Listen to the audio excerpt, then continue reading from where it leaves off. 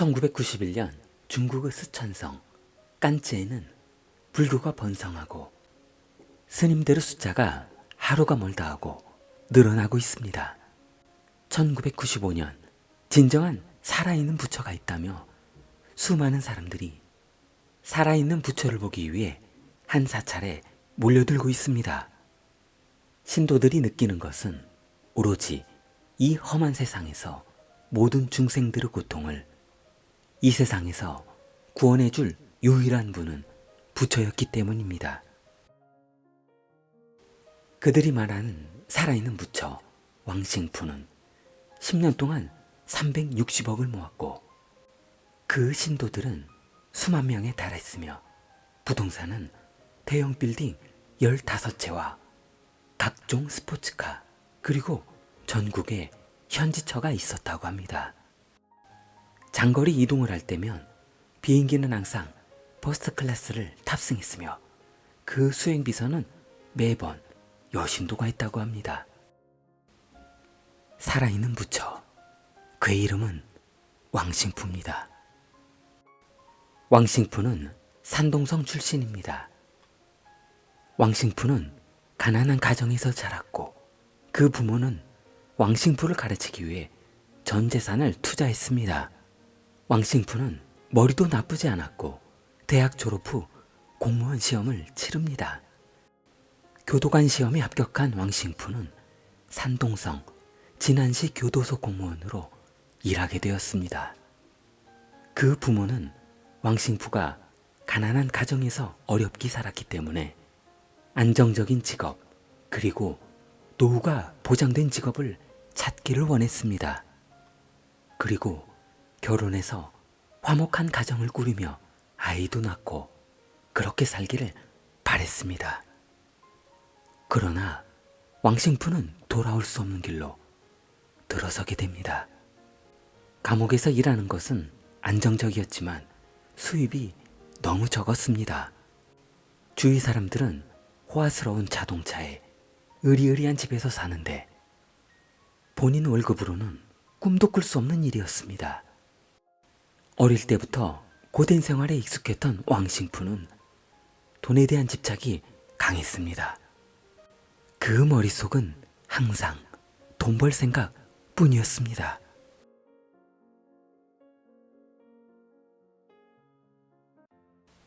교도소 내에서 부탁하는 일을 해결해주고 그렇게 생기는 수입이 나쁘지 않았습니다. 어려운 일도 아니었고 담배나 몇 개 피 구해주고 푼돈을 모아보니 상당한 돈이 되었습니다. 이제야 돈 버는 방법을 알 것 같습니다. 그럼 그렇지. 내가 누군데 이따위 교도소에서 썩으며 월급 몇 푼이나 받고 있겠어? 돈을 벌려면 머리를 써야지.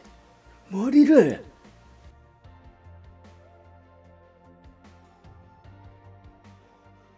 왕싱푸는 퇴근 후 집에 가는 길에 길거리 공원을 지나던 중 기공체조하는 사람들이 모여있는 광경을 보게 됩니다.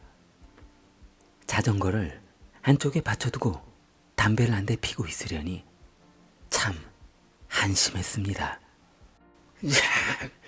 할 일도 없는 사람들이구만. 저럴 시간에 돈이나 벌 것이지. 밥 먹고 할 짓이 없어서 저녁밥 먹고 기경체전하고 있고. 한심하다 한심해. 왕싱푸는 마지막 담배 한 모금을 깊이 빨아들였습니다. 돈은 나처럼 벌어야지 멍청이들아. 왼손에 들었던 담배꽁초 끝을 잡고 검지로 불똥 끝을 툭 치며 자전거에 올라탔습니다. 자전거 페달을 구르려는 순간 왕싱푸는 일시정지되었습니다. 그대로 멈춰 약 5초간 정신이 멍해졌습니다. 고개를 돌려 기공사부 쪽을 바라봤을 때 기공체조를 함께했던 사람들이 기공사부에게 돈을 기부하는 것이었습니다. 아이 저거 어림잡아 30여 명은 될 것 같은데. 왕싱푸 머릿속에 메아리 쳤습니다. 왕싱푸는 올라탔던 자전거에 내려 기공사부에게 다가갔습니다. 그리고는 기공사부가 거둔 돈 바구니를 바라봤습니다. 대략 4, 5만 원 정도가 모여져 있었습니다. 아이 그렇다면 만약 100명 정도 사람이 있었다면 그뭐 10만 원 정도가 될까?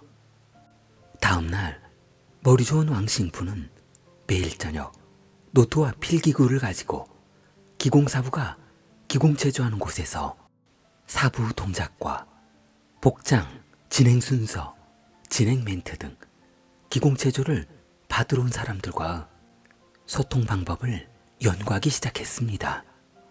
그렇게 2개월 정도 연구를 마치고 이제 실습을 시작합니다. 그곳에서 멀리 떨어진 한적한 공원 한규퉁이에서 왕싱푸는 기공사부와 똑같은 복장을 하고 혼자서 기공체조를 시작했습니다. 그러자 거짓말처럼 아무도 눈여겨볼 것 같지 않았던 왕싱푸 앞에 몇몇 사람들이 모여들기 시작했습니다. 왕싱푸를 기공사부로 생각하고 그 앞에서 왕싱푸를 따라하는 것이었습니다. 왕싱푸는 가슴속에 불덩이 같은 것이 타오르는 희열을 느꼈지만 내색하지 않았습니다. 기공체조가 끝나고 사람들은 1,000원짜리며 2,000원이며 성의껏 바구니 안에 돈을 넣기 시작했습니다. 자격증도 필요 없고 몇십 년을 공부해서 시험 봐야 할 필요도 없는 이 좋은 것을 왜 이제 알게 됐지? 1개월가량 같은 장소에서 기공사부 역할을 했던 왕싱푸는 제법 많은 돈을 모았습니다. 사람들이 1, 2천 원만 내는 것이 아니었습니다. 요즘 피로가 안 풀린다며 기를 받고 싶다는 사람에게 손바닥으로 기 몇 번을 넣어줬더니 1, 2만 원의 돈을 주는 것이었습니다. 그 기를 받았던 사람들은 몸이 좋아졌다며 주위 사람들에게 알리게 되었고 이제 왕싱푸에게 기체조를 배워보려는 사람이 점점 늘어나기 시작했습니다.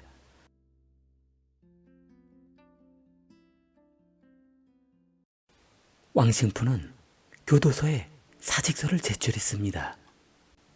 교도소장은 왕싱푸를 불렀고 혹시나 교도소 생활에 문제가 없었는지 물었습니다. 자네 혹시 교도소 생활 중에 무슨 문제라도 있었나?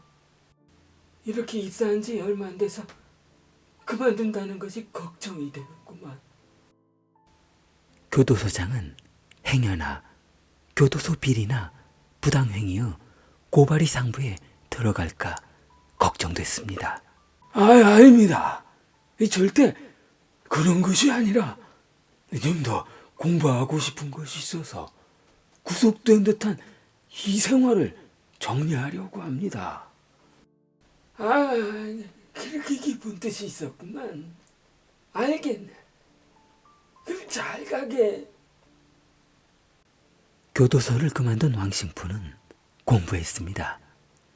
기공체조로 사기칠 공부를 열심히 했습니다. 돈 벌 생각을 하니 날을 새고 연구해도 피곤한 줄 몰랐습니다.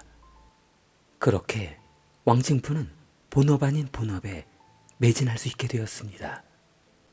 항상 기공체조를 하던 공원 구석이 좁아지기 시작했습니다. 1, 20명이었던 수련자들이 어느새 100여 명의 인원으로 늘었습니다. 인근에서는 허약한 사람에게 길을 넣어주는 왕사부로 유명해지기 시작했습니다. 왕싱푸는 기 한 번 넣어주는데 3만 원에서 5만 원씩 받았습니다. 마을 사람들은 허약한 아들이며 친척까지 치료받게 했고, 그를 따르는 수련자들은 이제 수백 명에 다다르게 되었습니다. 왕싱푸는 이제 한 달에 180여만 원의 수입을 고정적으로 올리게 되었습니다. 교도관 시절 40만 원이던 월급을 생각하면 기가 차서 말이 안 나올 정도였습니다. 왕싱푸는 한 손에 돈을 들어 보이며 그때는 그 월급으로 어떻게 살았나 몰라. 이렇게 쉽게 돈을 버는데 말이야. 그동안 헛세월을 살았구만. 헛세월을 공부했구만 그래.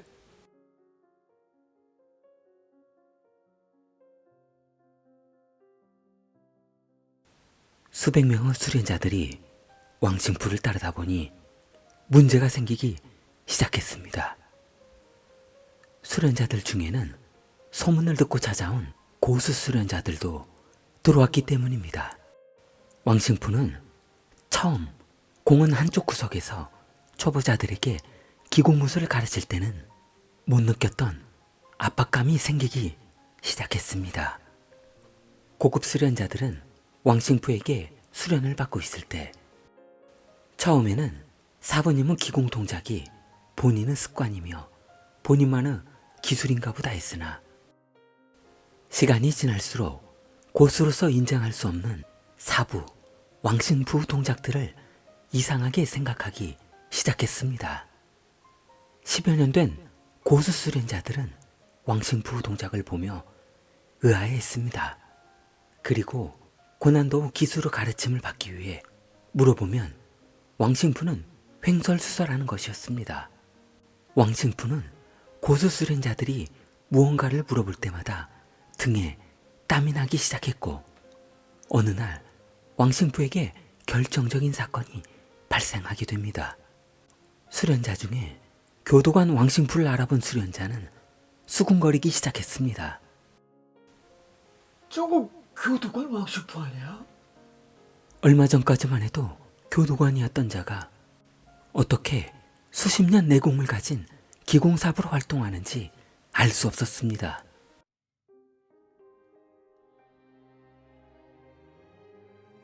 전국적으로 기체조를 가르치며 치료 목적의 금품을 요구하는 사교행위가 많아지자 정부에서는 일체 단속에 나서기 시작했습니다. 1995년 8월 20일 왕싱푸는 본인의 영업장 공원에 경찰관들이 잠복해 있는 광경을 보고 그날 저녁 스촨성 기차에 올라탔습니다. 최대한 멀리 도망가는 것만이 살 길이었습니다.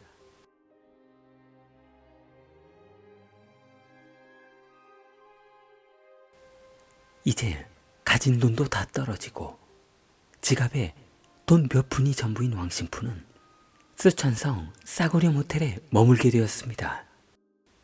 살려고 도망치긴 했지만 그래도 내가 명색이 사부인데 이게 이 꼴이 뭐해? 돈이 다 떨어지자 왕싱푸는 또 다른 아이디어를 고안해냅니다. 치료 요가라는 질병을 없애고 몸을 건강하게 한다는 요가를 만들어냅니다. 요가 학원을 차리고 수련생을 받았지만 이전에 벌던 거에 비하면 초라할 뿐이었습니다. 더 이상 수련생도 늘지 않았고 요가 나고 있는 자신이 우스웠습니다. 나도 좋은 시절 다 갔구나. 절에 가서 성불이나 하면서 어디로 떠날지 고민이나 좀 해봐야겠네. 왕싱푸는 무거운 발걸음을 TBS 유명한 사찰 아약사로 옮겼습니다. 왕싱푸는 부처 앞에서 성불하던 중 기가 막힌 사실에 충격을 받았습니다. 수많은 관광객들이 사원에서 기도한 후 돈을 상자 안에 넣는 것이었습니다. 왕싱푸는 등골이 오싹해졌습니다. 아이, 저 사람들이 왜 저 상자에 돈을 넣는 거지? 왕신푸는 아무리 생각해봐도 알 수 없었습니다. 귀치주야, 본인들 몸이 좋아지려고 한다 치지만 저건 부처에게 기도만 하는 건데 돈을 낸다. 왕신푸는 고민을 해결하러 왔다가 노다지를 발견하게 되었습니다. 왕신푸 인생을 바꾸는 사건이 발생하게 됩니다.